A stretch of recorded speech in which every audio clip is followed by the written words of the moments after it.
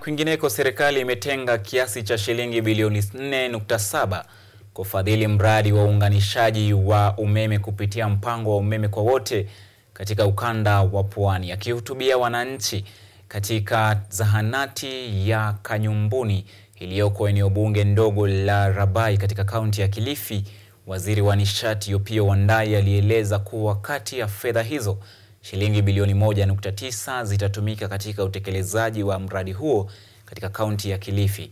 Waziri Wandayi aliyekuwa ameandamana na gavana wa Kilifi Gideon Mung'aru pamoja na viongozi wengine wa eneo hilo aliwahakikishia wananchi kuwa hakuna ushuru wa juu utakaopendekezwa katika mswada wa fedha wa mwaka 2025 unaotarajiwa kuwasilishwa bungeni, akisisitiza kuwa enzi ya ushuru wa kupindukia imepitwa na wakati.